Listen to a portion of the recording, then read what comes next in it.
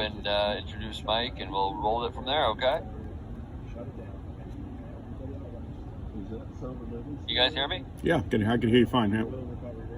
Okay, Tony, did you hear that? I think. So Jerry Cooney, boxing legend, and I are very good friends, and I've helped out his charity called YCS, Youth Consultation Services, and we do a fight night every year. And this year, last year, Jerry said, hey, I want to get back in the ring. This is before Tyson and Roy Jones started to promote their thing. So I think we came up with the concept. Everybody else followed us. But there it is. Jerry said, let's get in the ring and do a 3-round exhibition. And me getting in the ring with my hero was like, said, well, this is a once in a lifetime deal. I better get in shape. And I lost about 35 pounds. Got Irish Mickey Ward training me, Antonio Tarver. I mean, some real boxing legends have Larry Holmes. Although Larry Holmes, I think, is in Jerry's corner for the fight. So I think Larry has kind of like, since they fought each other in 1982, I guess Larry felt like, hey, Jerry needs the help. I don't know. But I do have Johnny Damon, Red Sox legend, who's going to be in my corner. I don't know what he's going to do to I volunteered him as a stunt double, but I don't think he wants that responsibility. But we're going to have a fun night. Tracy Morgan. I mean, let's hope Johnny Damon doesn't teach you how to catch a punch. Yeah, absolutely. We don't need that. But his claim to fame was a great outfielder, so he was catching baseballs, so let's hope you're not catching punches. It's probably got to know where his hand should be. What does Jerry Cooney going to weigh in at?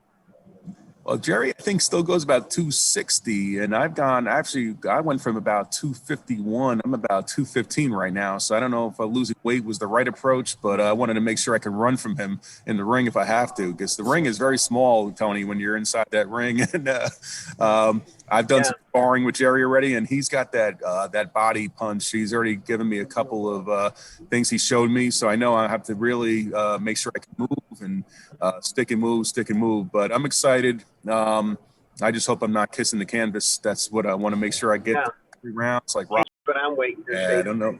Well, I'll tell you one thing. We tease it's an exhibition, but as you know, you can't stage a boxing match. Like professional wrestling, it's more choreographed and scripted. And but boxing, there's really not a lot you can do to really, when you're in the ring.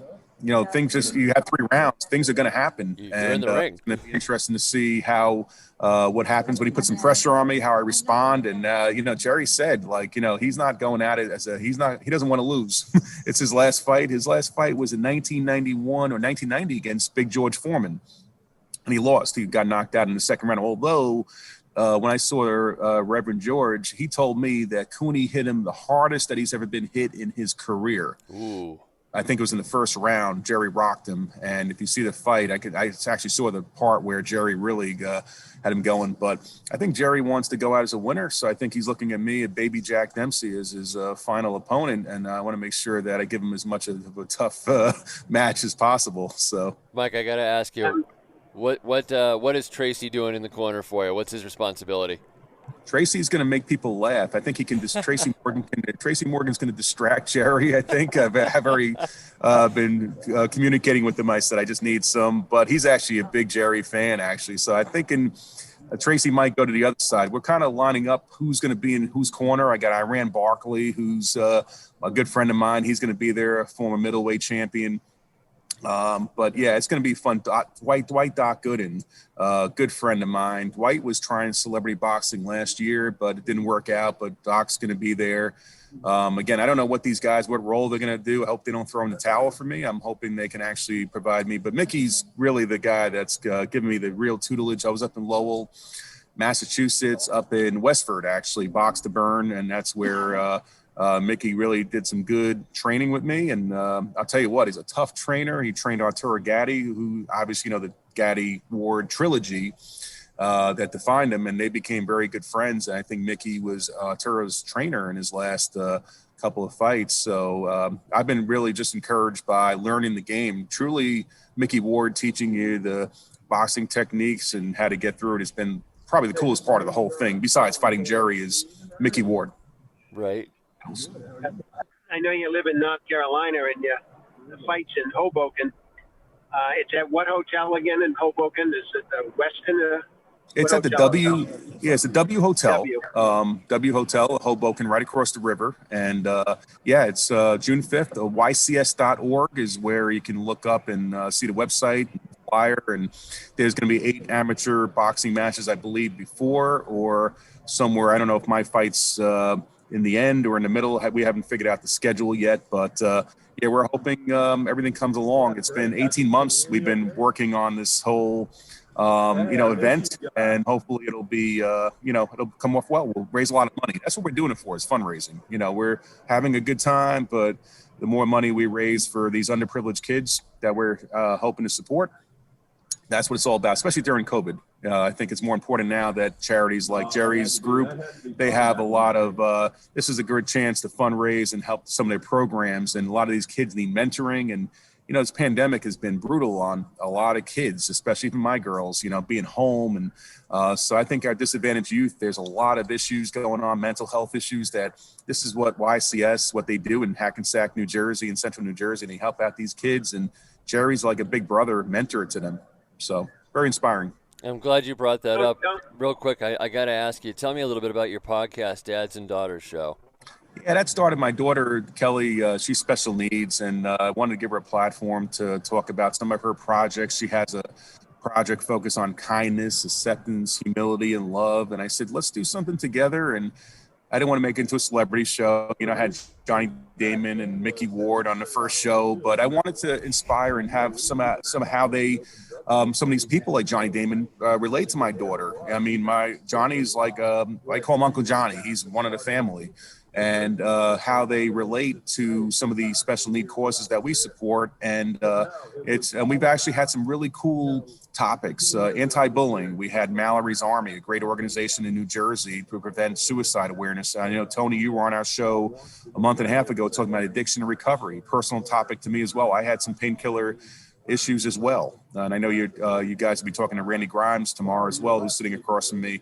It's a very personal, some of these topics have really made even my younger daughter learning about some of these topics about substance abuse or painkiller addiction, how easy it is for kids to take pills. And before you know it, you're on there's Vicodin or oxycodone, and before you know it, you're hooked. And I had a number of surgeries, and that's what bad. Yep. Mike, where can folks go to find more information on what you're doing, how they can sign up to donate toward the cause on June 5th? Please tell us all.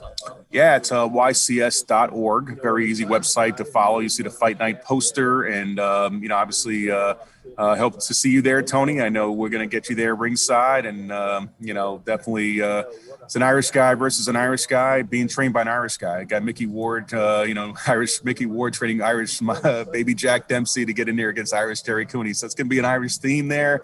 Looking forward to it. I know with you guys up in Boston, you have a lot of that Irish heritage up there, but we're going to make this a fun night, raise a lot of money, and just have it. So YCS.org is the website, and June 5th is Saturday night, and it's going to be a fun evening, and I have a lot of celebrities interested in coming out. I think it's going to be a bigger night now because we've had this long wait and build up. So, and Jerry's not getting any younger, neither am I. So I think we're ready to slug it out for 3 rounds and have some fun. As Mills Lane would say, If somebody can't make it to the fight, they can donate money, though, right? Absolutely. And it's going to a good cause. I mean, everything we're doing is obviously for helping underprivileged kids, at-risk youth, and it's definitely going to. And a lot of those kids are going to be there to watch So you get a real feel for the charity, and that's what we want to do, is highlight why we're doing it, not just getting 2 old guys in a ring to try to look good, but we want to make sure that kids are there, can kind of get some inspiration. Especially now. I think it's more important now than ever. We started this 18 months ago, and I think now it's taken a whole new meaning, resiliency, and doing something. And I'm not giving up on. I've been training, and I'm still out there and getting back in the ring next week and start my sparring again, and I'll be ready. But and then I hang it up. So it'll be an early, hopefully it'll be a short-lived boxing career. But I had 4 amateur fights up in Albany, New York, and I was 1-3. and I was disqualified for spitting out my mouthpiece in one of the Albany Golden Gloves matches I had. So for me, it's a little bit of a redemption to actually do something like this and come full circle and hopefully go out a winner. For me, going out a winner is just surviving 3 rounds with Jerry. So that's kind of what I'm looking forward to. So hopefully everybody can see me finish the journey that I started.